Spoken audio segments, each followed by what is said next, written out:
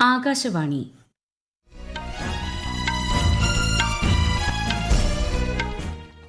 നമസ്കാരം. വാർത്തകൾ വായിക്കുന്നത് സോഫിയ ഡാനിയൽ.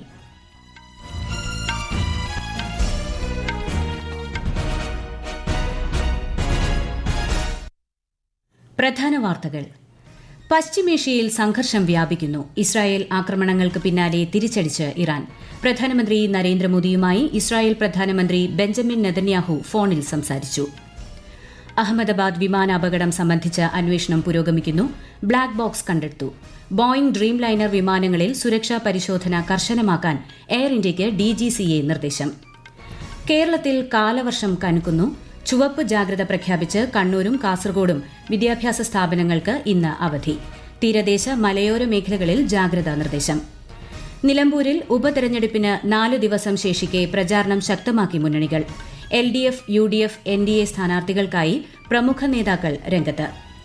ലോക ടെസ്റ്റ് ക്രിക്കറ്റ് ചാമ്പ്യൻഷിപ്പ് ഫൈനലിൽ ഓസ്ട്രേലിയയ്ക്കെതിരെ ദക്ഷിണാഫ്രിക്കയ്ക്ക് മുൻതൂക്കം.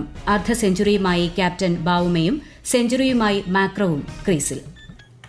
വാർത്തകൾ വിശദമായി. ഇസ്രായേൽ ആക്രമണങ്ങൾക്ക് പിന്നാലെ തിരിച്ചടിച്ച് ഇറാൻ. ഓപ്പറേഷൻ സിവിയർ പണിഷ്മെന്റ് എന്ന് പേരിട്ടിരിക്കുന്ന ആക്രമണത്തിൽ ഇസ്രായേലി നഗരങ്ങളിലേക്ക് 100ഓളം മിസൈലുകളും ഡ്രോണുകളുമാണ് ഇറാൻ തൊടുത്തുവിട്ടത്. ടെൽ അവീവിലും ജെറുസലേമിലും നിരവധി പേരെയാണ് ഷെൽട്ടറുകളിലേക്ക് മാറ്റിയത്. അതിനിടെ പശ്ചിമേഷ്യയിലെ സാഹചര്യം ഇസ്രായേൽ പ്രധാനമന്ത്രി ബെഞ്ചമിൻ നെതന്യാഹു പ്രധാനമന്ത്രി നരേന്ദ്രമോദിയെ ധരിപ്പിച്ചു. ഫോണിലൂടെയാണ് ഇരുവരും ആശയവിനിമയം നടത്തിയത്. ഇന്ത്യയുടെ ആശങ്കകൾ പങ്കുവയ്ക്കുന്നതായും മേഖലയിൽ സമാധാനവും സ്ഥിരതയും പുനഃസ്ഥാപിക്കേണ്ടതിന്റെ ആവശ്യകത ഊന്നിപ്പറഞ്ഞതായും പ്രധാനമന്ത്രി സമൂഹമാധ്യമത്തിൽ കുറിച്ചു. വിശദാംശങ്ങളിലേക്ക്. 1980 ഇറാഖ് യുദ്ധത്തിന് ശേഷം ഇറാന് നേരെയുണ്ടാകുന്ന ഏറ്റവും വലിയ സൈനിക ആക്രമണമാണ് കഴിഞ്ഞ ദിവസം ഇസ്രായേൽ നടത്തിയത്. ആണവ കേന്ദ്രങ്ങൾ ലക്ഷ്യമിട്ട് നടത്തിയ ആക്രമണത്തിൽ ഉന്നത സൈനിക കമാൻഡർമാരടക്കം കൊല്ലപ്പെട്ടിരുന്നു. ഇസ്രായേൽ ആക്രമണങ്ങൾക്ക് മണിക്കൂറുകൾക്ക് ശേഷമാണ് ഇറാന്റെ പ്രത്യാക്രമണം. ഇറാൻ ആണവായുധങ്ങൾ വികസിപ്പിക്കുന്നത് തടയുന്നതിനായുള്ള മുൻകരുതൽ നടപടിയായി വിശേഷിപ്പിച്ചായിരുന്നു ഇസ്രായേൽ ആക്രമണം. ഇസ്രായേലി യുദ്ധവിമാനങ്ങൾ ഇറാന്റെ ഭൂഗർഭ ആണവ കേന്ദ്രമായ നദാൻസിൽ ആക്രമണം നടത്തുകയും സായുധ സേനാ വിഭാഗമായ ഇസ്ലാമിക് റവല്യൂഷണറി ഗാർഡ് കോർപ്സിന്റെ തലവനെയും മറ്റ് മുതിർന്ന സൈനിക നേതാക്കളെയും വധിക്കുകയും ചെയ്തിരുന്നു. അതേസമയം ഇറാന്റെ പ്രത്യാക്രമണത്തെ തുടർന്ന് ഇസ്രായേലിലെ ബെൻ ഗുരിയോൺ വിമാനത്താവളം അടച്ചു. ഇസ്രായേൽ കനത്ത ജാഗ്രതയിലാണ്. ജനവാസ മേഖല ലക്ഷ്യമിട്ട് നടത്തിയ പ്രത്യാക്രമണങ്ങളിൽ ശക്തമായി തിരിച്ചടിക്കുമെന്ന് ഇസ്രായേൽ മുന്നറിയിപ്പ് നൽകി. News desk, Akashvani. അതിനിടെ ഇറാൻ ആണവ നിർവ്യാപന കരാറിൽ ഒപ്പിട്ടില്ലെങ്കിൽ രൂക്ഷമായ ആക്രമണം നേരിടേണ്ടി വരുമെന്ന് അമേരിക്കൻ പ്രസിഡന്റ് ഡൊണാൾഡ് ട്രംപ് മുന്നറിയിപ്പ് നൽകി. ആണവ പദ്ധതിയിൽ നിന്ന് ഇറാൻ പിൻവാങ്ങണമെന്നത് ഏറെക്കാലമായുള്ള ആവശ്യമാണ്. എത്രയും വേഗം കരാറിൽ ഒപ്പിടാൻ ഇറാൻ തയ്യാറാകണമെന്ന് അമേരിക്കൻ പ്രസിഡന്റ് ആവശ്യപ്പെട്ടു. അഹമ്മദാബാദ് വിമാനാപകടം സംബന്ധിച്ച് വിശദമായ അന്വേഷണം പുരോഗമിക്കുന്നു. ഫോറൻസിക് വിദഗ്ധർ സ്ഥലം സന്ദർശിച്ചു. ഫോറൻസിക് സാങ്കേതിക പരിശോധനകൾ പുരോഗമിക്കുന്നു. ഒരു ബ്ലാക്ക് ബോക്സ് കണ്ടെടുത്തതായി പോലീസ് വൃത്തങ്ങൾ അറിയിച്ചു. ഒരു ഡിജിറ്റൽ വോയിസ് റെക്കോർഡർ നേരത്തെ കണ്ടെടുത്തിരുന്നു. അതിനിടെ മരിച്ചവരുടെ ബന്ധുക്കളുടെ 200-ലധികം DNA സാമ്പിളുകൾ എടുത്ത് പരിശോധനയ്ക്കായി അയച്ചു. എത്രയും വേഗം നടപടിക്രമങ്ങൾ പൂർത്തിയാക്കി നാളെ വൈകുന്നേരത്തോടെ എല്ലാവരുടെയും മൃതദേഹങ്ങൾ കൈമാറാനാണ് തീരുമാനം. 7-ലധികം മൃതദേഹങ്ങൾ ഇതിനോടകം ബന്ധുക്കൾക്ക് കൈമാറി. അഹമ്മദാബാദിലെ വിമാനാപകടത്തെ തുടർന്ന് ബോയിംഗ് ഡ്രീം ലൈനർ വിമാനങ്ങളിൽ കൂടുതൽ സുരക്ഷാ പരിശോധനകൾ നടത്താൻ civil aviation director general air ഇന്ത്യയോട് നിർദ്ദേശിച്ചു. ബന്ധപ്പെട്ട പ്രാദേശിക ഓഫീസുകളുമായി ഏകോപിപ്പിച്ച് ഉടൻ പരിശോധന പൂർത്തിയാക്കണമെന്ന് DGCA ആവശ്യപ്പെട്ടു. ഇന്ധന മാനദണ്ഡ നിരീക്ഷണം, ഇലക്ട്രോണിക് എഞ്ചിൻ നിയന്ത്രണ പരിശോധന, എഞ്ചിൻ ഇന്ധന ചാലക പരിശോധന, ടേക്ക് ഓഫ് മാനദണ്ഡങ്ങളുടെ അവലോകനം എന്നിവ വിമാനം പുറപ്പെടുന്നതിന് മുൻപ് പരിശോധിച്ച് ഉറപ്പാക്കണം. ബോയിംഗ് ഡ്രീം ലൈനർ വിമാനങ്ങളിലെ തകരാറുകൾ അവലോകനം ചെയ്തതിന്റെ അടിസ്ഥാനത്തിൽ പവർ അഷ്വറൻസ് പരിശോധനകൾ നടത്താനും അറ്റകുറ്റപ്പണികൾ പൂർത്തിയാക്കാനും DGCA നിർദ്ദേശം നൽകി. പരിശോധനകളുടെ റിപ്പോർട്ട് DGCAയ്ക്ക് സമർപ്പിക്കണം. രാജ്യത്ത് ഒരു തരത്തിലുള്ള ഊർജ്ജ പ്രതിസന്ധിയുമില്ലെന്ന് കേന്ദ്ര പെട്രോളിയം പ്രകൃതിവാതക മന്ത്രി ഹർദീപ് പുരി. പെട്രോളിയം സെക്രട്ടറിയുമായും ഊർജ്ജ പൊതുമേഖലാ സ്ഥാപന മേധാവിമാരുമായും നടത്തിയ അവലോകന യോഗത്തിനു ശേഷം സാമൂഹ്യ മാധ്യമത്തിലൂടെയാണ് അദ്ദേഹം ഇക്കാര്യം അറിയിച്ചത്. ഇറാനെതിരായ ഇസ്രായേൽ ആക്രമണത്തെ തുടർന്ന് അന്താരാഷ്ട്ര എണ്ണവില കുത്തനെ ഉയർന്ന സാഹചര്യത്തിലാണ് മന്ത്രിയുടെ വിശദീകരണം. വിദേശകാര്യമന്ത്രി ഡോക്ടർ എസ് ജയശങ്കർ ഫ്രഞ്ച് വിദേശകാര്യമന്ത്രി ജീൻ നോയൽ ബാരറ്റുമായി ചർച്ച നടത്തി. ഭീകരതയെ ശക്തമായി അപലപിക്കുകയും സ്വയം പ്രതിരോധിക്കാനുള്ള ഇന്ത്യയുടെ അവകാശത്തെ അംഗീകരിക്കുകയും ചെയ്ത ഫ്രാൻസിന്റെ നിലപാടിനെ മാർസയിൽ നടന്ന കൂടിക്കാഴ്ചയിൽ ശ്രീ ജയശങ്കർ അഭിനന്ദിച്ചു. വ്യാപാരം, പ്രതിരോധം, പരിസ്ഥിതി സൌഹൃദ ഊർജ്ജം, ഇന്ത്യ മധ്യേഷ്യ യൂറോപ്പ് സാമ്പത്തിക ഇടനാഴി, സംസ്കാരം, ഇരു രാജ്യങ്ങളിലെയും ജനങ്ങൾ തമ്മിലുള്ള ബന്ധം എന്നിവയുൾപ്പെടെയുള്ള ഉഭയകക്ഷി സഹകരണത്തെക്കുറിച്ച് ഇരു മന്ത്രിമാരും വിശദമായ ചർച്ചകൾ നടത്തി.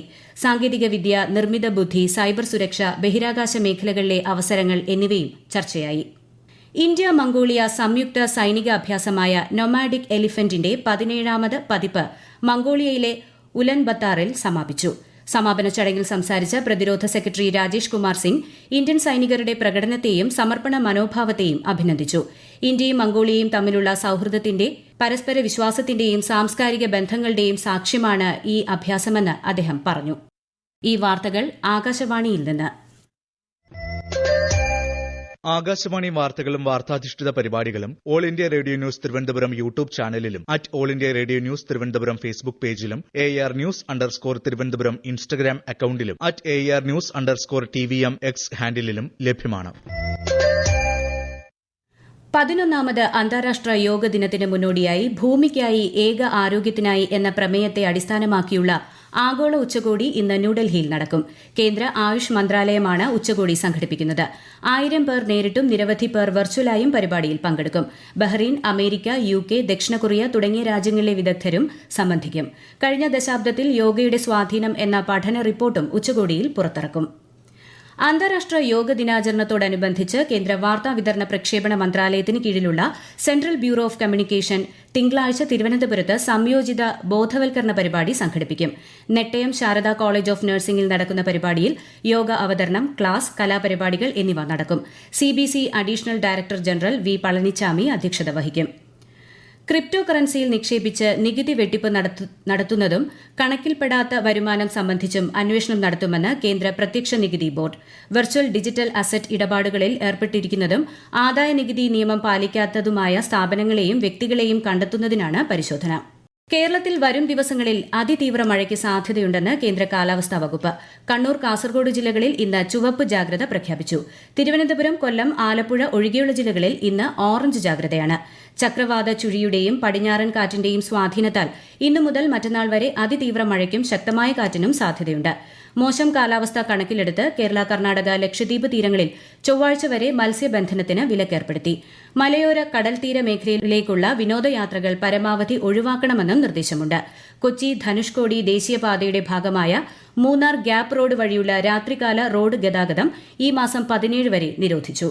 ചുവപ്പ് ജാഗ്രത പ്രഖ്യാപിച്ച കണ്ണൂരും കാസർഗോഡും എല്ലാ വിദ്യാഭ്യാസ സ്ഥാപനങ്ങൾക്കും ഇന്നും നാളെയും അവധി പ്രഖ്യാപിച്ചു. കൂടുതൽ വിവരങ്ങളുമായി ആകാശവാണി കണ്ണൂർ ജില്ലാ പ്രതിനിധി KO ശശിധരൻ.